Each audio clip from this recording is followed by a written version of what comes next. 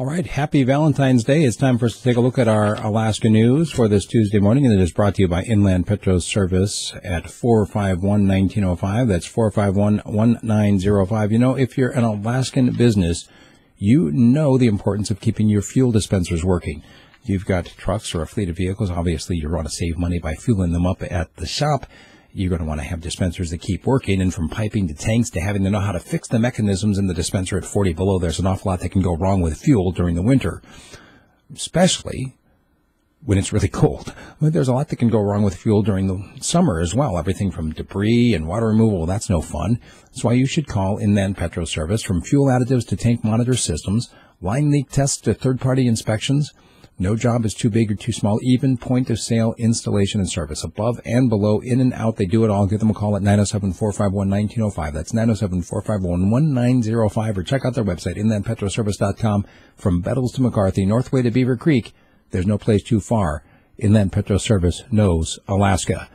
Taking a look at our Alaska news stories for this Tuesday morning, there was another Bogoslof eruption on Monday. But they said that there was no high-altitude ash. So although they initially increased the alert level from orange to red and, of course, giving out the aviation warning, by 10 a.m. yesterday they had reduced it back down to orange. So they're still keeping an eye on it. Meanwhile, U.S. senators from Hawaii, Washington, and Alaska have proposed getting better volcano monitoring, a bill that would improve volcano monitoring by linking the observatories in Alaska to the Cascades Observatory. That's the one that covers Washington, Idaho, and Oregon, as well as the Hawaiian observatories. Basically, taking a look at these, because obviously when one goes, another one can go. They do appear to be linked in some way. Yukon Quest coverage, Sass, who was in second place, scratched when he got to Central. Apparently had some issues with his dogs and called for help. And by the time he got to Central, he just pulled the plug for the sake of his dogs. That gives a wider lead for Hall. However, Eagle Summit is still ahead. There was a capsized boat near Ketchikan. A couple of men on board didn't come back on Sunday. They found the boat. No sign of the men. Now they're considering them lost at sea. Protesters will be pressuring Wells Fargo Bank on Saturday because Wells Fargo is involved in financing the Dakota Access Pipeline. These protesters here in Fairbanks are urging people to take their money out of Wells Fargo, and they're giving them a little piece of paper to explain to the bank, I'm taking my money out because you're supporting this access pipeline. The number of issues to watch at the Board of Fisheries, of course, just like 175 proposals we're going to be looking at next week. You can read all about that at Peninsula Clarion. You can follow the links there at my website, of course, radiofreespeech.com. And there's some volunteers that have assembled some 1,500 rescue kits.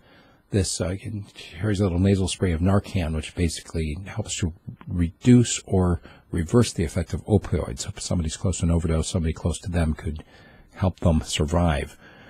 Also, pressure against OCS continues, with Representative Tammy Wilson continuing to hold hearings and hearing stories from people about the abuses from OCS. One of the things they've found now is documentation from OCS itself showing that they didn't even follow their own procedures.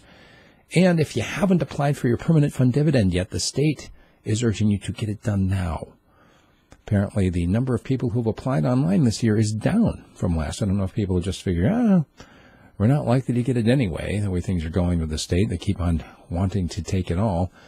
Well, look, it's up to you. But I say get it done now because that deadline of March 31st, if it hits when you're in the process of filling it out, you lose.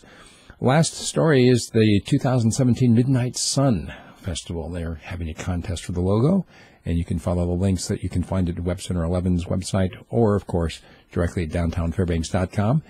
And that's what we've got for our Alaska News today. If you like what I'm doing, please consider becoming a sponsor, either by buying a direct subscription at my website, radiofreespeech.com, or by becoming a patron at Patreon. Thank you.